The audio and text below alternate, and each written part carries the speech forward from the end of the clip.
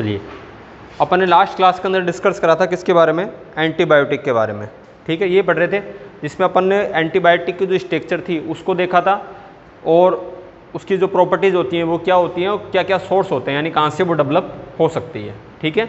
आज के टॉपिक में अपन बात करेंगे टाइप ऑफ एंटीबॉडी। तो नेक्स्ट टॉपिक लगा के लिख लेना इसमें, टाइप ऑफ एंटीबॉडीज।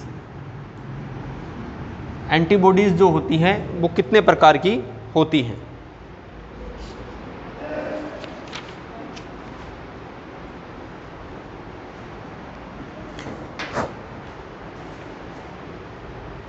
लिख लेना इसमें, एंटीबॉडी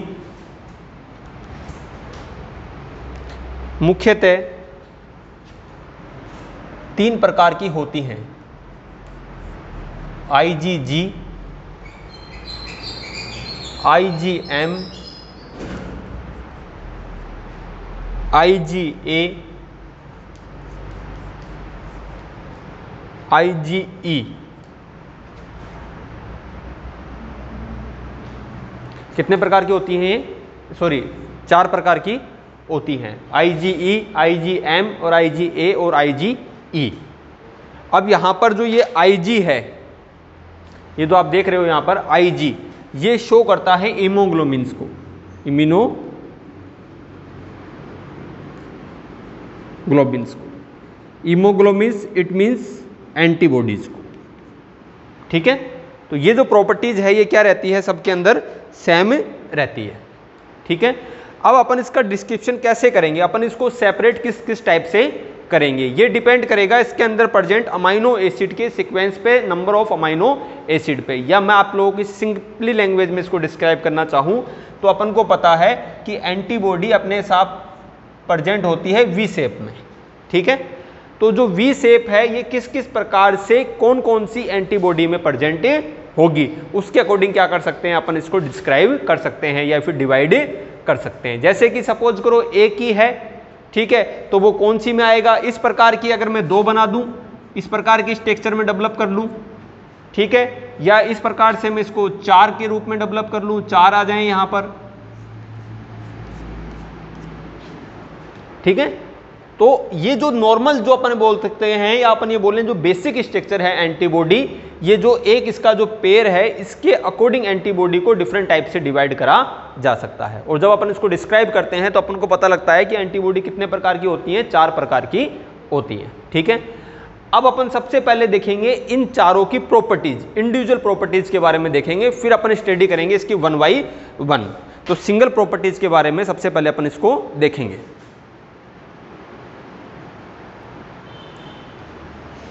देखिए, पर अच्छी बात है, यही टाइम है ऐसी मजाक करने का, बदमाशियाँ करने का, है ना। पर एक बात ध्यान रखना, बदमाशियाँ करना कोई दिक्कत नहीं है, बदमाशियाँ बच्चे करते हैं, करनी चाहिए, ठीक है। वो नहीं करेंगे तो फिर पता कैसे लगेगा ये बच्चा है या बड़ा है। अब मान लो कल को मैं रोड पे चल रहा हूँ और मैं चलते चलते रोड पर आइसक्रीम खाने लग जाऊँ या कोई टॉफ़ी खाने लग जाऊँ, तो लोग देखते देखते यार ये मास्टर है, ये पागल हो।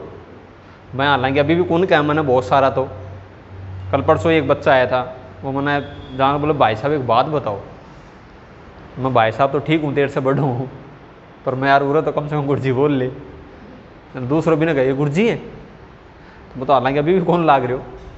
तो बदमाशी करो कोई बड़ी बात नहीं है, पर एक बात ध्यान रखना, बदमाशी करते करते बदमाश मत बन जाना, दोनों में अंतर है। बदमाशियों का मतलब था चंचलाहट से, छोटी छोटी शैतानियाँ हम लोग भी करते थे, दूर काहे को जाएं। जैसे अब तो हालांकि इस तरह की टेबल कुर्सी हो गई, हमारे समय पे ऐसा नहीं होता था। ऐसे एक डेस्क होती थी आगे, उस समय टीचर्स की यूनिफॉर्म होती थी, मैं जिस स्कूल में पढ़ता था वहाँ पे ब्लैक एंड वाइट।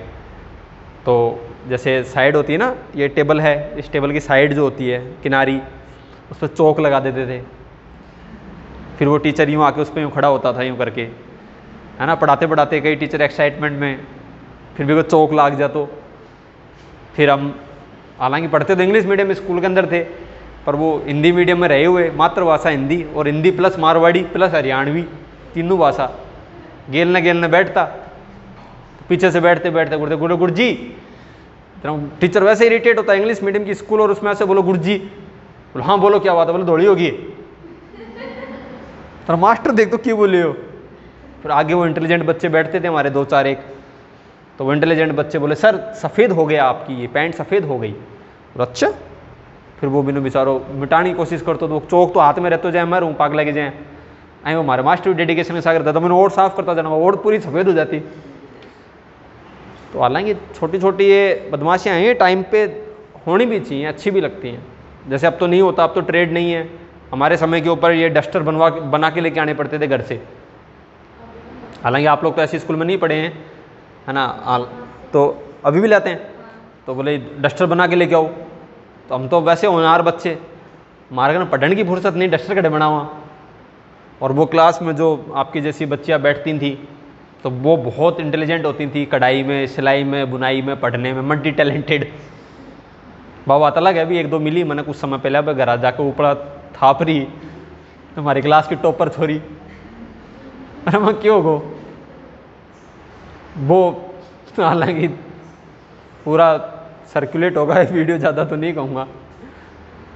तो वो क्या करती थी, उस पर कढ़ाई करके लाती थी, लिख के लाती थी उस पर, 8th क्लास 9th क्लास अलग अलग कर से, और आता ही।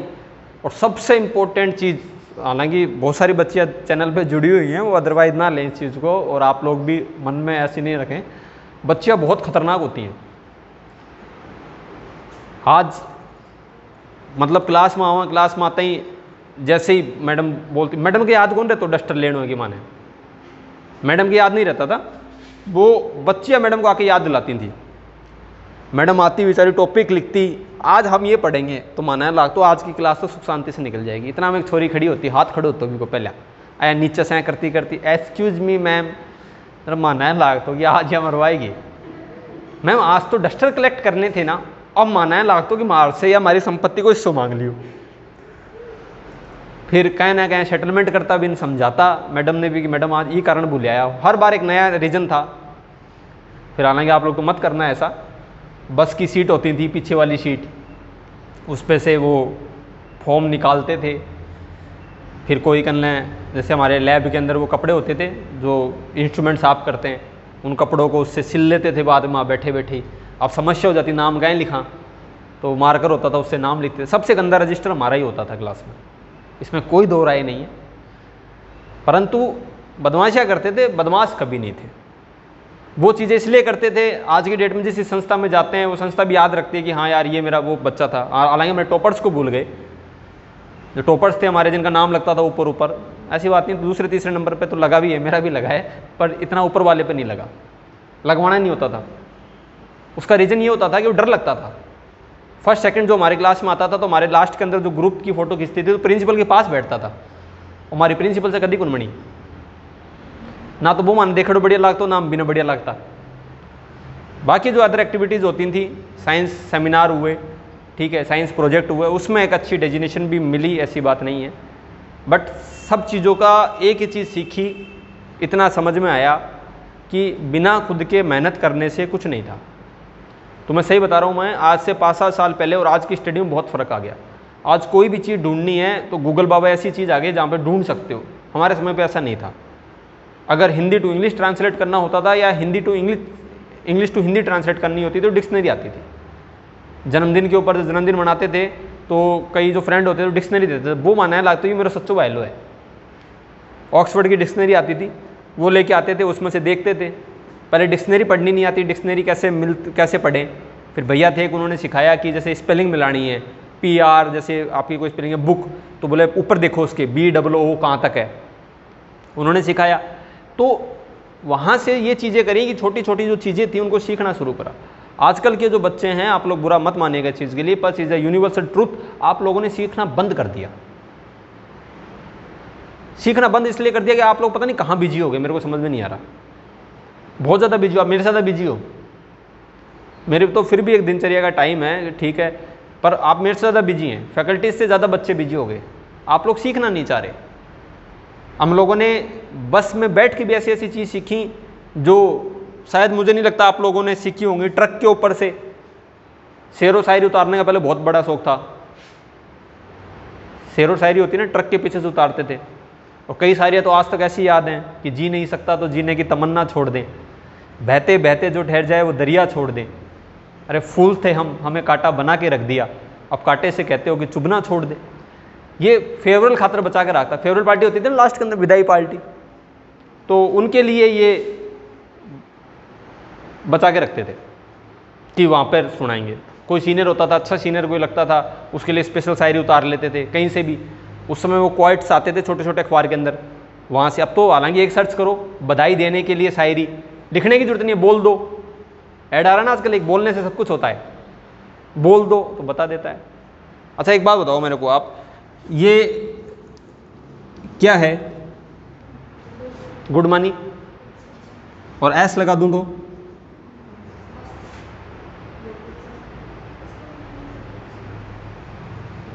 हो गया ना कंफ्यूज। ट्रकों के ऊपर लिखा होता है गुड्स कैरियर, देखा होगा आपने कभी? आपने ट्रक ही नहीं देखे, है ना? क्योंकि प्रॉब्लम क्या ही, सबसे बड़ी प्रॉब्लम ट्रक क्यों नहीं देख पाए? ट्रक इसलिए नहीं देख पाए, गाड़ी में बैठते तो फोन हाथ में आ गया। ये भी एक बहुत बड़ी समस्या है। रोड पे चल रहे हैं तो फोन साथ है। तो गुड्स कैरियर का मतलब सामान वाहक। मैंने ये पर्सनली चीज सीखी ट्रक पे देख के। मुझे उस समय वो बहुवचन सिखा रहे थे, छोटी क्लास में था मैं, तो एस लगाने का मतलब बहुवचन हो जाता था। अब मेरे यहाँ कौन समझ में यार, खुशी को बहुवचन क्यों हो सके? बहुत सारी खुशी, भाई बहुत सारी खुशी होगा, एस लगा दिया तो बहुत सारी खुशियाँ हो गई। फिर जाके टीचर से पूछा तो पता लगा गुड्स का मतलब तो सामान होता है। फिर कैरियर का मतलब कैरी करने वाला, ले जाने वाला। फिर ट्रक पे देखा एक दिन, मेरा एक पर्सनल एक्सपीरियंस बताऊँ। मैं बहुत छोटी क्लास में था, मुझे डेंजर की स्पेलिंग याद नहीं हुई। DANGER होती है, आज तो बहुत अच्छी तरीके से याद नहीं हुई, मेरे को याद नहीं होती थी मीनिंग। बोले थे ना योबर्स ओबिडेंटली एप्लीकेशन में, वो मेरे को स्पेलिंग याद नहीं होती थी। तो हमारे एक सर थे प्रदीप जी, तो उन प्रदीप जी ने कहा मेरे को कि मेरे को याद नहीं हो रही थी स्पेलिंग, तो अब क्या करें, याद करानी भी ज़रूरी थी। तो बोले काम कर, दीपावली की छुट्टियाँ पड़ रही थी, मेरे को आज तक वो घटना अच्छी तरीके से याद है। तो बोले ये जो खंबे हैं ना, खंबे, इन पे खोपड़ी लटक रही है। अब तो नहीं लटकाते, है ना, वो लटकाते ना एक सिंबल सा, खोपड़ी, 2 हड्डी, उसके नीचे लिखते हैं डेंजर। तो बोले देख तू अब दिवाली में क्या करेगा, तेरा यही काम है इंग्लिश के अंदर, दिवाली ये काम देते ना इंग्लिश के अंदर दिवाली की छुट्टियों में। तो बोले तेरा यही काम है, तू खंभों पे जा जाके डेंजर की मीनिंग याद करेगा, लिख के लाएगा। मैं देखो यार अच्छा बजिया। और बोले देख झूठ मत बोलना, मेरे भाई साहब बिजली विभाग में, तो मेरे को पता है खेतड़ी में कितने खंबे हैं। और डर भी लागे, इतने छोटे बच्चे तो थे ही। तो वो डेंजर की मीनिंग देख देख के लिखते लिखते दिवाली के बाद आए तो डेंजर की मीनिंग याद हो गई। 2-4 महीने बाद पता लगा गुरुजी को तो भाई को नहीं हो, झूठो बावड़ा बना दिया मैंने। पर अच्छी बात क्या हुई कि वो डेंजर की मीनिंग याद हो गई। आप लोगों में कहीं ना कहीं ये कमी आ गई, अपन ने इस फ़ोन को है ना खुदा मान लिया। और आप लोगों की एज में तो बहुत ज़्यादा मान लिया, जो कुछ है वो यही है। आप बुरा मत मानिएगा, आपको ये नहीं पता आपके परदादा का क्या नाम है। बहुत सारे बच्चों को नहीं पता क्या फटा परदादाओं के नाम, दादाओं कौन बेरो आजकल तो कहिए क्या स्थिति तो यह है। पर हाँ रात ना 11 बजे छोरा की तो क्या कंडीशन है, मैं एक बच्चे से एक दिन रात को मेरे को मैसेज करता है, हालांकि मैंने सुबह देखा उसका message, how are you sir, रात को 2:02 लगभग 2:30 बजे। मैं सुबह देखी मैंने, यार रात ने 2:30 बजे हाउ आर यू सर। मैं सुबह में फ़ोन कर रहा हूँ, बालक तू कर के रही हो रात में? बोले सर मैं पढ़ रहा था, मैं व्हाट्सएप पे, यहाँ बहुत तगड़ी पढ़ाई। बोले नहीं गुरुजी मैं पढ़ रहे हो। बोले बेटा पढ़ तो कह रहे हो, मैंने बेरो ही है। 2-4 दिन 5 दिन बेरो पार्टी, वो कोई 2:30 बजे कोई राम जाने तारे कलकत्ता साइड के अंदर कोई बालिका ही भी से साथ चैटिंग करे रात में। 2-4 दिन बाद में मैंने मिलो जना, वो दुख में मिलो मैंने। तो मैं क्या बात होगी, कहें दुख में? बोले सर पूछो मना, मैं क्या बात होगी? बोलो गुरुजी जी ने बालिका समझ रहे ना, बालक निकलियो। तो टाबरे की स्थिति से यह आ चुकी है। मेरा शेर ने या नहीं बेरो, मेरा ताऊ कड़े रहे, मेरी चाची कड़े रहे, लाग रही जूठे ही। अरे हद होगी। कोई का बैठ पा गया तिया की बैठक में, बैठ के हैप्पी की इमोजी मनार भेज रही, परली कानी बड़ा बूढ़ी और सल्टेड हुए हैं, देखो ऊपर से यार तू मेरा तिया में बैठ हुआ है भाया, तू चैटिंग करवाए हुए। बहुत ज़्यादा ये चीज़ हो गई। एक कान के अंदर कई बच्चे आते हैं अभी भी यहाँ पे, वो लगा के छोटा सा, मेरे को तो नाम भी नहीं आता उसका, ईयरपीस क्या बोलते हैं उसको, छोटो सा। मैं तो काल परसों 2-4 दिन पहले सर नहीं बोलो, एक बच्चों आयो लगा के, वो फार्म भर रहे हो, फार्म भरते बात कर रहे हो, कितनों बिजी, प्रधानमंत्री की बात वही। मैं सर ने बोले, मैं सिर्फ छोरा कान में प्रॉब्लम है, बोले कहाँ? मैं देखो मशीन लगा रखी। बोले कहीं की बात करो, मशीन थोड़ी है, मैं मशीन ही है। फिर वो बोल रहे हो आप कहीं भी से बात कर रहे हो कोई से को, मुझे पागल भी है। बोले सर कहीं कैसे होते हैं, पर मैं आप ही बात कर रहे हो। तो ये चीज़ें हो गई। अपन बस में आ रहे हैं तो अपन को ये नहीं पता साइड में कौन बैठा है। तो ये चीज़ें, हालांकि मैं ये नहीं मानता, मुझे नहीं पता सही है या गलत है, पर ऐसा मेरा मानना है कि इंसान को इंसान से दूर कर रही है। और एक बात और याद रखना, ये जो सेल्फी ले रहे हैं ना लोग आजकल के फ़ोन में, क्या है, बैक का कैमरा तो कम है, बैक का कैमरा तो है 20 मेगापिक्सल और फ्रंट का कैमरा है 30 मेगापिक्सल। सेल्फी इस बात का सबूत नहीं है कि आपकी फ़ोटो बहुत अच्छी आ रही है। सेल्फी इस बात का सबूत है कि आप लोग इतने अकेले हो चुके हैं कि आपके पास एक आदमी ऐसा नहीं है जो आपकी फ़ोटो खींच दे। इसी का रीज़न है कोटा में, सीकर में, बड़े बड़े शहरों में पढ़ने वाले बच्चे जो सुसाइड कर रहे हैं। वो यही तो है, बोल पा ही नहीं रहे किसी से वो। और स्पेशली जो बच्चियां हैं वो तो किसी से शेयर ही नहीं कर पा रही।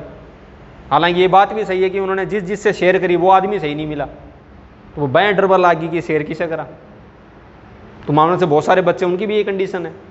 तुम आधी बातें तो इसलिए शेयर नहीं कर पाते कि तुमने आज तक जिसे शेयर करी वही सही नहीं निकला, तो तारा मन में यो भी डर बैठो कि अब शेयर करा तो कि बिरो यो भी सही है कि कुने बेरो। इसलिए थोड़ा सा अपने आप में चेंजेस लाइए। और ये जो खुद ने आप लोगों ने दायरे बना लिए नहीं, बचपन में हम क्रिकेट खेलते थे, जब जगह नहीं होती थी हमारे पास तो गोड़ो बना के, गोड़ा से गिंडी बाहर गई आउट, तो आप लोगों ने भी दायरा बना लिया। वो दायरे से बाहर निकलो और पढ़ना साथ साथ में इन चीज़ों को भी करना सीखो। एक प्लेइंग एक्टिविटीज़ करनी शुरू करो, खेलना शुरू करो। पहले गट्टे खेलते थे, मैंने तो बहुत खेले हैं बच्चों की, तो हालांकि गट्टे खेलते थे, उससे हाथों की भी एक्सरसाइज होती थी, दिमाग की भी एक्सरसाइज होती थी। दिमाग फिक्स रहता था कि कौन सा कहाँ गिरा, किसको पकड़ना है। लास्ट के अंदर 5 हाथ में रहता और 1 ठाणो रहता, बात तो कला ही अलग ही। आजकल 5 छोड़ो ताने 2 पेन दे देना और आए कहते एक ने पकड़ना तार से दूसरा पेन छूट जाए, 2 पेन कौन पकड़ सको थे। इसलिए ये चीजें करनी शुरू करो जिससे बॉडी भी सही रहे।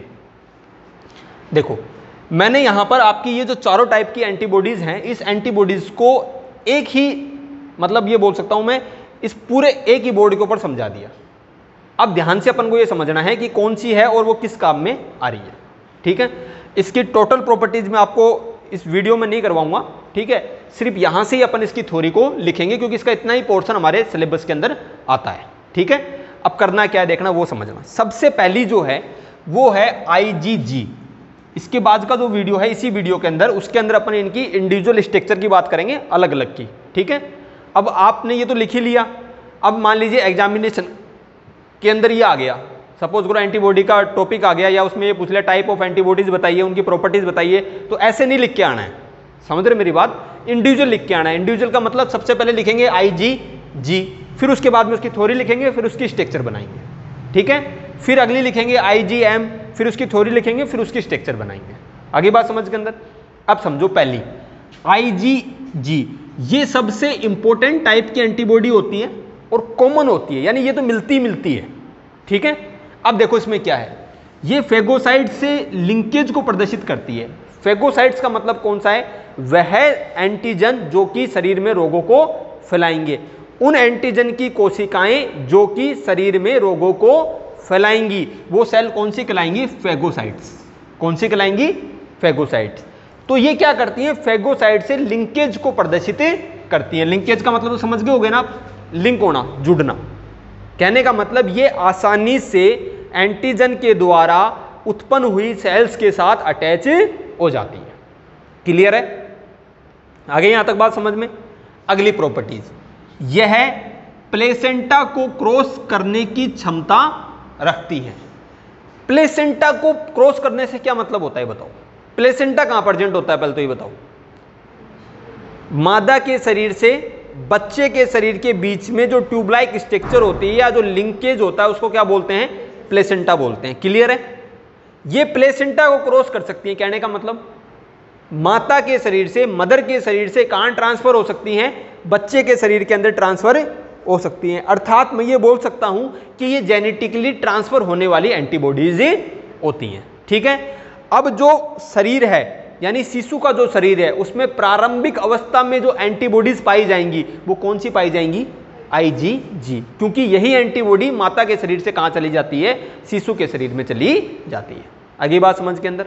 अगला, ये कॉम्प्लीमेंट फिक्सेशन का कार्य करते हैं। अब बात को समझना, कॉम्प्लीमेंट फिक्सेशन क्या चीज होती है। कॉम्प्लीमेंट फिक्सेशन का मतलब ये होता है, जनरली अपन लैंग्वेज में इसको बोले तो ये एंटीजन जो होता है ना, उसकी कोशिकाओं को घेर लेती हैं।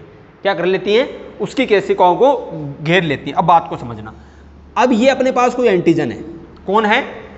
एंटीजन, ठीक है। अब कॉम्प्लीमेंट फिक्सेशन करना है इनको। फिक्सेशन का मतलब होता है स्थिरीकरण, स्थिर कर देना, एक जगह पे रोक देना। अगर ये मूव करेगी तो रोगों को फैलाएगी, क्लियर है। अगर इसको यहीं रोक दूं तो ये रोगों को नहीं फैला पाएगी। दूसरी बात, इस एंटीजन में एक या एक से अधिक एपिटोप प्रेजेंट हो सकते हैं, ठीक है, परंतु एंटीबॉडी में क्या है? एक या दो ही उपस्थित होते हैं। तो ये क्या करते हैं, यहां पर बहुत सारी जो एंटीबॉडीज होती हैं वो क्या कर लेती हैं? इसको घेर लेती हैं।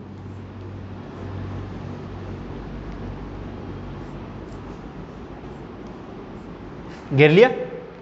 अब यहां पर जो इनके बीच में रिएक्शन होगी, इसके बीच में मान लो या इसके बीच में मान लो, ये जिन रिएक्शन को प्रदर्शित करेंगी उसको क्या बोलेंगे अपन? Complement fixation. क्या बोलेंगे? Complement fixation. फटी फटी सी हो जाती हैं, जैसे दही फट जाता है, दूध फट जाता है ना, है ना, उसी प्रकार से ये दिखने लग जाती है। आगे बात समझ में? आईजी कंप्लीट हो गया, सबसे इंपॉर्टेंट टाइप की होती है। अगला है आईजीएम। इसकी एक ही प्रॉपर्टी होती है कि ये कॉम्प्लीमेंट फिक्सेशन को प्रदर्शित करता है।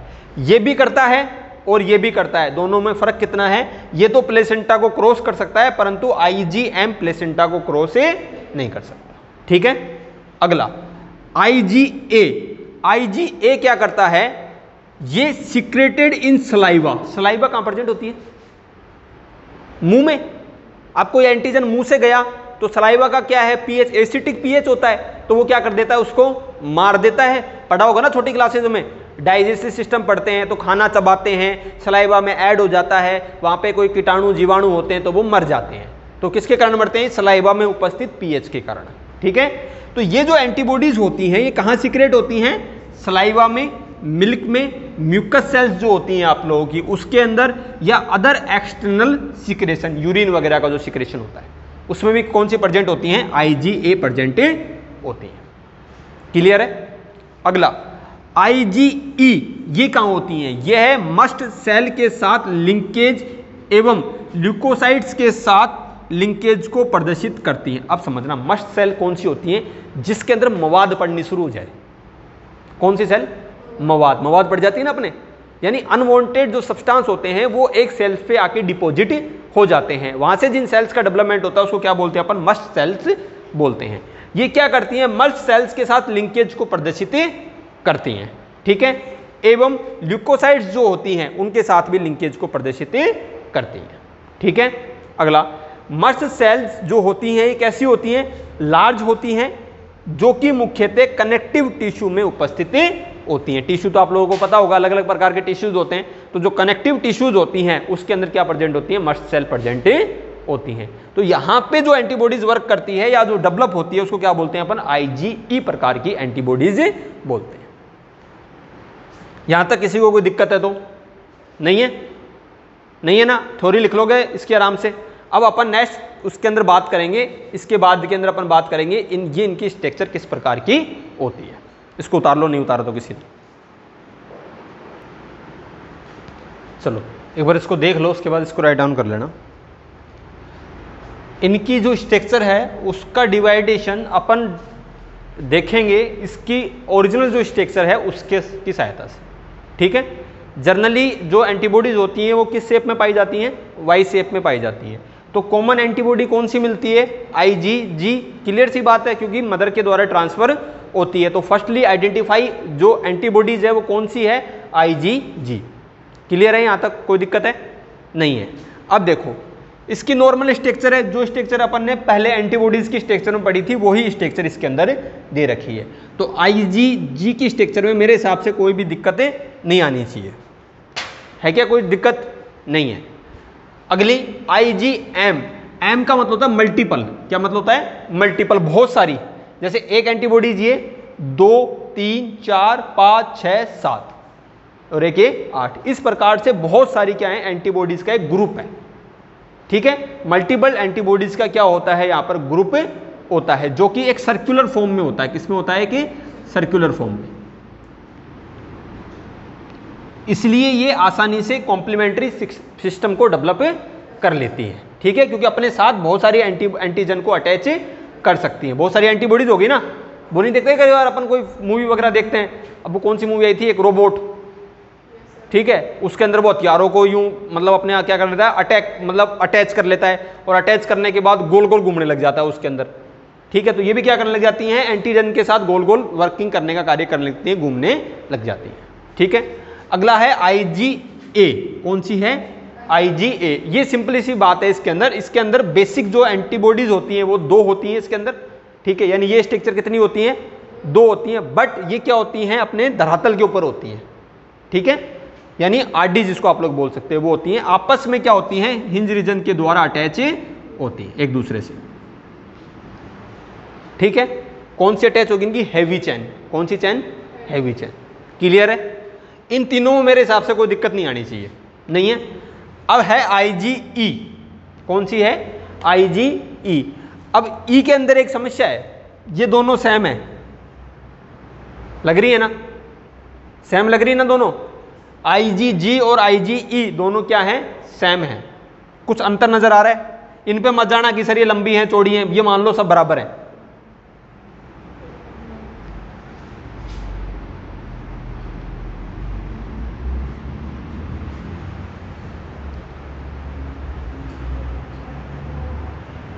इसके अंदर जो हैवी चेन है उसमें प्रेजेंट अमाइनो एसिड जो है उनकी संख्या क्या है, कम है, इसमें क्या है, ज्यादा है। कहने का मतलब ये जो हैवी चेन है क्या है, बड़ी है, और इसमें क्या है, छोटी है, बस यही अंतर है। IgG जो होती है उसके अंदर अमाइनो एसिड जो होते हैं या जो हैवी चेन होती है वो कैसी होती है, छोटी होती है, और इसमें क्या होती है, बड़ी होती है। छोटी होने के कारण इसका मोलिकुलर वेट क्या हो जाता है, कम हो जाता है, जिससे ये आसानी से प्लेसेंटा के जरिए ट्रांसफर हो जाती है। क्लियर है, यहां तक किसी को कोई दिक्कत है तो नहीं है, कर लो इसको राइट डाउन।